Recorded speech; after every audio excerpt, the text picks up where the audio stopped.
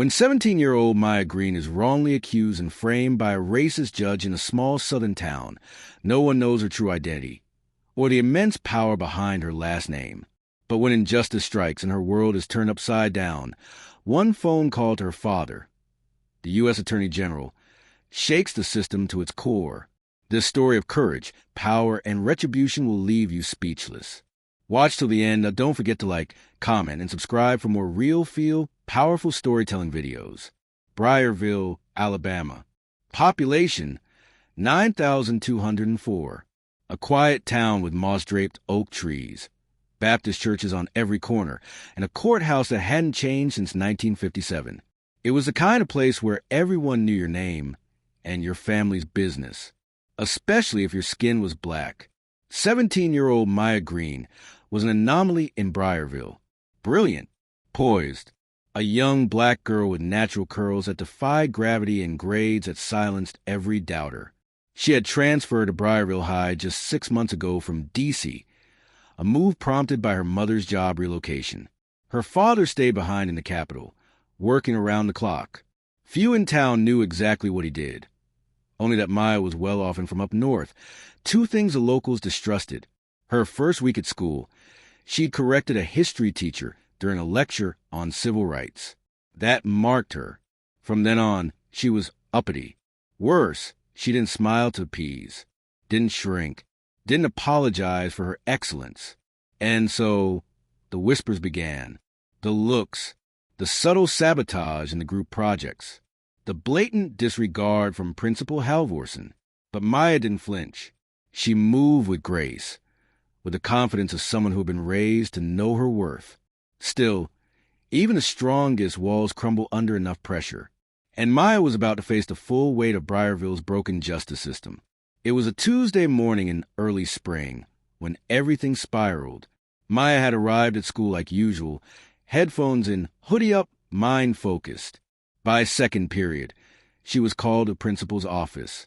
Two officers were waiting, Sheriff Clyde Benton and Deputy Richie Malone. One was old-school racist. The other was young enough to know better, but too cowardly to resist. Maya's heart pounded. Is something wrong? Hands where we can see them. Benton barked. She froze.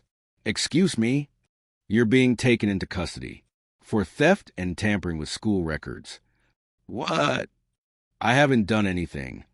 Deputy Malone stepped forward and roughly grabbed her arm. You have the right to remain silent. Other students stood in the hallway, stunned. Phones whipped out. Some snickered. Others stared, eyes wide. Maya's face burned, not with guilt, but shame, rage, confusion. No, I didn't do anything. Call my mom. Call. The office door slammed behind her. By the time she was booked, fingerprinted, and placed in a juvenile cell, she learned the accusation. She had allegedly hacked into the school's grading system and stolen test answers. The school claimed there was evidence, security footage of her near the computer lab after hours, a flash drive found in her locker. Fabricated, planted.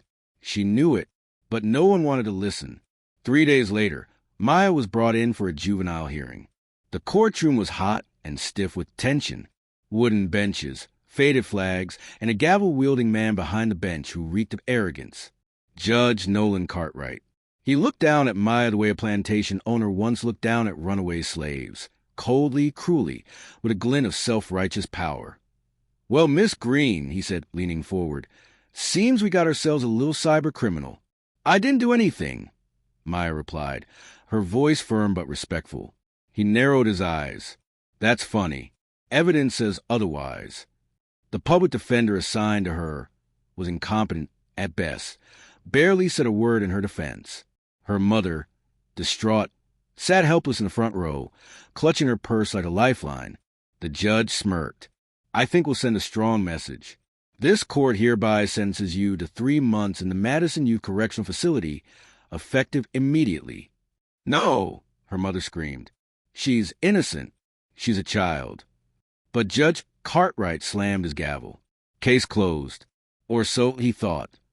That night, inside her cell, Maya sat on a thin mattress, legs folded, tears brimming but refusing to fall. She didn't cry in front of her captors. She waited until lights out. Then she whispered into the dark, "I need to call my dad." The next morning, her request was granted. They gave her the phone like it was a toy, assuming she'd call some poor, panicked father in D.C. who couldn't do a thing. But when she dialed, her fingers moved with certainty. It rang once, twice, then a deep, calm voice answered. "Maya." "Daddy," she whispered. "They arrested me. Framed me. They said I hacked the school system. I didn't. I swear." There was silence on the other end. Not the silence of disbelief, but fury being forged into focus. "Where are you?" "Madison U facility." "I'll be there tomorrow morning." "And Maya?" "Yes." This judge, this sheriff, they have no idea who they're messing with. She exhaled for the first time in days. Because Maya Green wasn't just any black teen. She was the daughter of Edward Green, the sitting United States Attorney General. And hell was about to come to Briarville. By sunrise, a black SUV with tinted windows and government plates glided into Briarville like a shark cutting through still waters. Edward Green stepped out dressed in a dark navy suit and a trench coat. His face was carved from stone, eyes cold as steel. For decades, he had prosecuted cartel bosses, exposed white-collar criminals, and stood in front of Congress unflinching. But today, he wasn't the U.S. Attorney General. Today, he was a father. He didn't need an entourage. Power like his traveled quietly, but carried the weight of Washington with every step. As he entered the Madison Youth Correctional Facility, the guard straightened, confused, then nervous. One made a call. By the time Edward was seated with Maya, tears slipped down her face for the first time. He opened his arms. She rushed in. "I didn't do it, Dad." "I know," he said softly. "I believe you. And the judge will handle him." He leaned back and opened his briefcase. Inside was a thick dossier. Surveillance inconsistencies. Statements from Maya's classmates. Metadata from the alleged hacking, already debunked by his Justice Department tech team. Even the flash drive found in her locker had fingerprints from 3 different people, none of which were Maya's. Edward stood. "Now we go to war." The courthouse buzzed with whispers by noon. Word spread fast. The U.S. Attorney General was in town, and he wanted a hearing. Today, Judge Cartwright scoffed when he heard. "He can wait. This is my courtroom." But when Edward Green walked into that wood panel room, everything shifted. The reporters outside smelled blood. Cameras weren't allowed inside, but the weight of justice had arrived, and Cartwright could feel it. "Your Honor," Edward said, standing tall and calm, "I demand an emergency evidentiary hearing under Section 2255 for wrongful juvenile detention. The evidence is fabricated. The accusers coached. The presiding judge biased." Cartwright smirked. "You come in here and accuse me without evidence?" "Oh, I brought plenty." He slid a folder onto the table. Inside, forensic data proving the timestamp on the video had been altered. Testimony from the school's IT director, who hadn't even been called during Maya's original hearing, stating that the footage had missing frames. Records showing that Sheriff Benton had a history of racially motivated arrests. 5 complaints on record. And perhaps most damning, Edward continued, we recovered deleted emails from Judge Cartwright's private server, emails exchanged with Principal Halvorsen, discussing Maya Green's attitude problem and ways to make an example of her. Gasps erupted. Cartwright turned pale. The court fell silent. "I move that all charges be dismissed immediately," Edward said, "and that federal oversight be placed over this court pending an investigation." Maya sat beside her father, holding his hand as Cartwright fumbled for words. "This is outrageous. You can't." "I already did," Edward interrupted. "As of this morning, federal investigators have been dispatched. You're under review.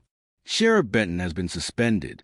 And this court, this entire district, it's being audited."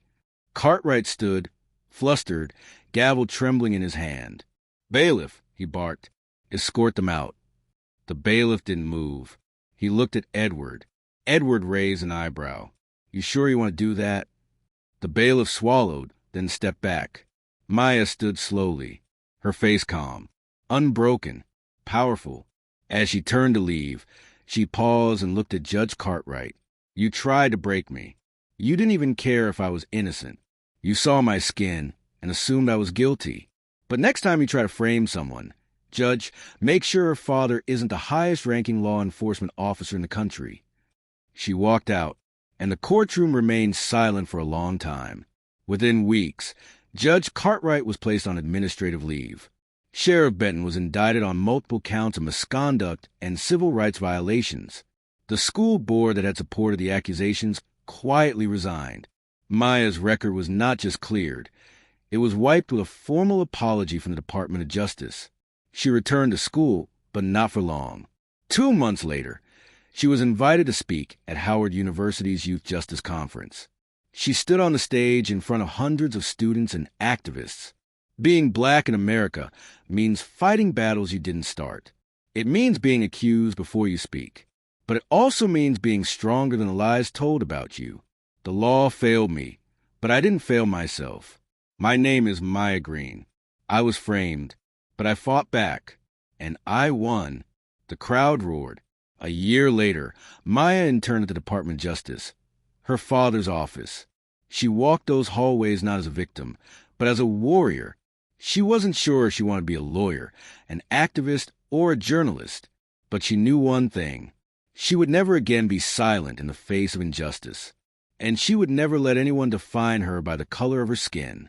Because Maya Green wasn't just framed, she was forged. Racism isn't always loud. Sometimes it wears a robe and sits behind a bench.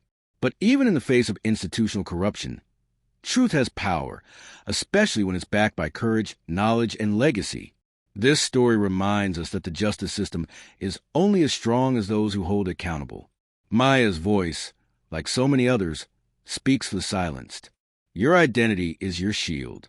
Your voice is your weapon. Use them both.